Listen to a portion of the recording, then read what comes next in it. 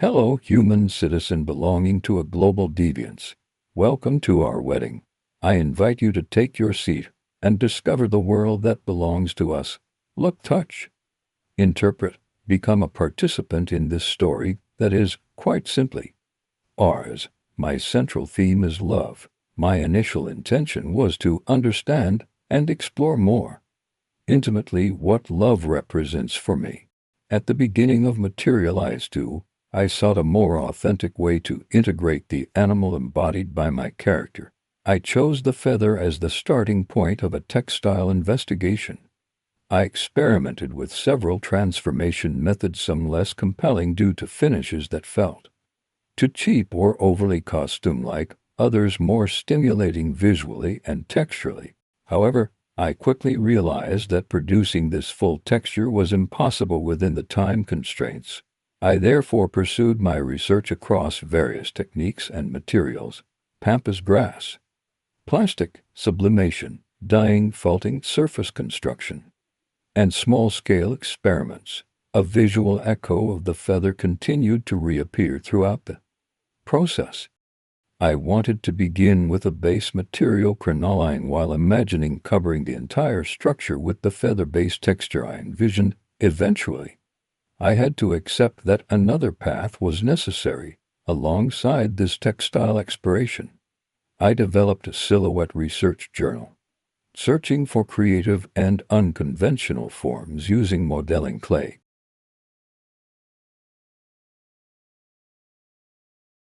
Letting my mind switch offline, I allowed my hands to lead. From these volumes, I produced sketches, some on my iPad, others in charcoal. I then translated these drawings into 3D using CLO 3D. Once the looks were generated, I photographed each one from multiple angles, returned them to 2D with tracing paper, and began building the final designs. As is my habit, I immersed myself in documentaries on ravens, on the history of colonization in my country, and on artists who shaped my youth.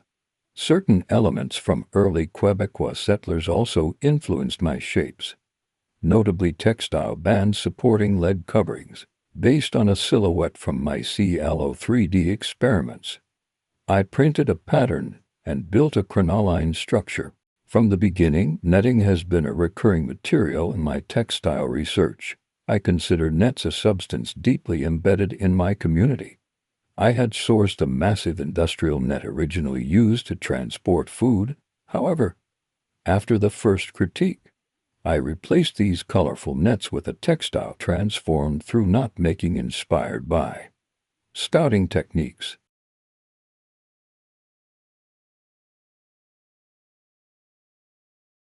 The critique was not the easiest to receive, but it proved valuable in reshaping how I visualize a garment. After this, I wanted to claim the final look more personally and refine the image I wished to present, that of love and marriage, a marriage between us, celebrating the love of a place, a person, a moment.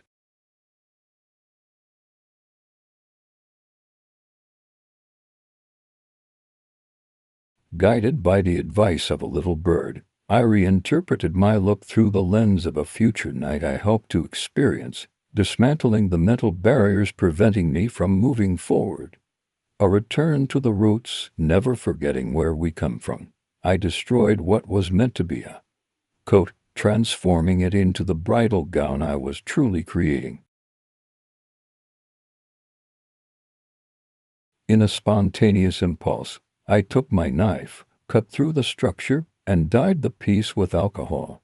During the final days and hours, I took the time to analyze my project and refine its styling. Through this sequence of blurred visions, identity searching, and reflections on the diversity of love, we encounter a character, a symbol of love and hatred, tears and joy. And in that suspended moment, before the work could fully reveal itself, a shout rose within me, a raw, unfiltered vibration echoing through fabric, structure, and memory. It was not a scream of fear nor of anger. but the necessary rupture that allows a new form to emerge.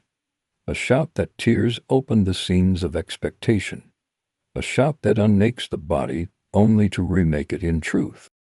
It is in this cry, silent or deafening, that I realized the garment was no longer just an object. It had become a pulse, a decoration, a body of its own. A promise of what could be born once all constraints finally collapse. A relationship waiting to be explored. And from this emerges a piece of resistance.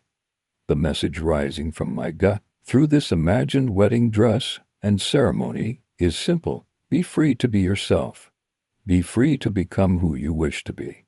Be free to shout, to sing, to dance. The gaze of strangers will become nothing but smiles within your story. You may now kiss the bride.